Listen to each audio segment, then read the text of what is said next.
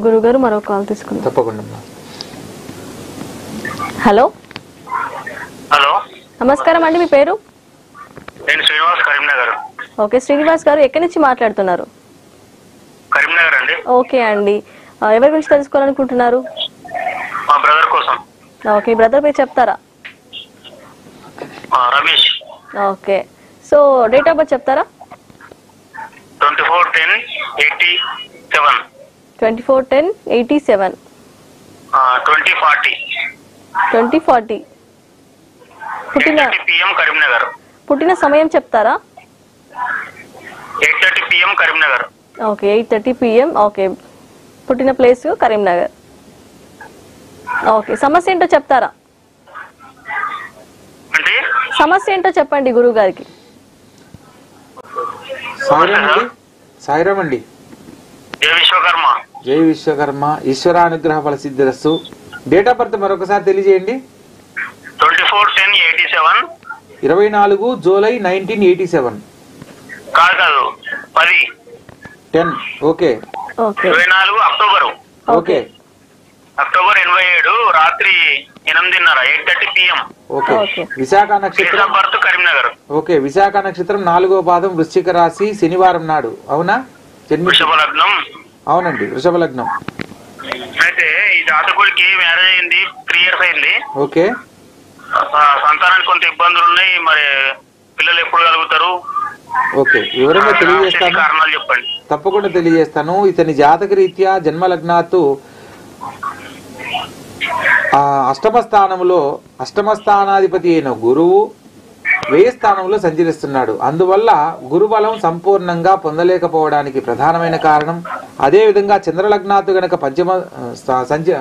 చంద్రలగ్నాత్తు పంచమ స్థానాన్ని గనక గమనించినట్లయితే, పంచమ స్థానంలో గురువు ఉండాల్సిన ప్రాంతంలో రాహు సంచరించడం వల్ల ఇక్కడ గురుచండాల యోగం కూడా ఏర్పడుతుంది. ఇక్కడ గురువు ఇవ్వాల్సిన సంపూర్ణమైన ఫలితాలను రాహువు ఇవ్వకుండా చేస్తాడు. పంచమ స్థానాన్ని సంతాన భాగ్యానికి సంబంధించిన స్థానంగా మనం జ్యోతిష్ శాస్త్రం ప్రకారం తెలుసుకునే అవకాశం ఉంది. కాబట్టి ఈ యొక్క పంచమంలో రాహు సంచరించేటప్పుడు సకాలంలో సత్సంతానాన్ని పొందలేని పరిస్థితులకు ఏ కారణమైనా కలగవచ్చు. కొందరి జాతకంలో సర్జరీస్ అంటే సిజరీన్ తర్వాత సంతానం కలగడం, కొందరికి మిస్క్యారేజ్ అయిన తర్వాత సంతానం కలగడం, లేదా కళ్యాణం అయిన తర్వాత ఆలస్యంగా సంతానం కలగడానికి ప్రధానమైన కారణం అవుతుంది. కాబట్టి ఈ 3 విషయాలలో ఈ యొక్క సంతానాన్ని సంబంధించిన పరిహారాలను మనం ఆచరించి సకాలంలో సత్సంతాన భాగ్యాన్ని వాళ్ళు పొందడానికి మనం పరిశీలనలో తెలుసుకోవచ్చు. వీరి జాతకం ప్రకారం ప్రస్తుతం 2024 మే నెల 18వ తారీఖు లోపల బుధగ్రహానికి మరియు గురుగ్రహానికి సంబంధించిన పరిహారాలు కనుక ఆచరించినట్లయితే సకాలంలో సంతాన భాగ్యానికి సంబంధించిన శుభవార్తలు వినే అవకాశం ఉంటుంది. ప్రతిరోజు సంతాన వేణుగోపాల స్వామి వారి మంత్రాన్ని స్మరణ చేసుకోవడము, ప్రత్యేకంగా ఆయన సతీమణి గారిని నెలసరి సమయం అయిపోయిన తర్వాత 21 రోజులు నియమంగా రావి చెట్టుకు ప్రదక్షిణ చేస్తూ ఈ యొక్క సంతాన వేణుగోపాల స్వామి మంత్రాన్ని పఠించాలి. ఓం దేవకీ సుత గోవింద వాసుదేవా జగత్పతే దేహిమే తనయం కృష్ణ త్వామహం శరణాగతః. ఎప్పుడైతే అశ్వత్థనారాయణ్ణి స్మరణ చేసుకుంటూ, అంటే రావి చెట్టుని అశ్వత్థనారాయణుడు అంటారు. అశ్వత్థ వృక్షము అంటే రావి చెట్టు. ఆ అశ్వత్థ వృక్షము నారాయణ స్వరూపం. కాబట్టి ఎవరైతే మనసులో ఇది సంకల్పంగా చెప్పుకొని సకాలంలో సత్సంతానము, దైవానుగ్రహం కలిగిన పుత్ర సంతాన భాగ్యాన్ని కోరుకుంటూ ఎవరైతే ఇలా ఆచరిస్తారో వారికి కలిగే సంతానము విష్ణు సంబంధమైన నామంతో జన్మించేవాడుగా, విష్ణు భగవంతుని ఆశీస్సులతో జన్మిస్తాడు అనేది వివరంగా తెలుసుకోవచ్చు.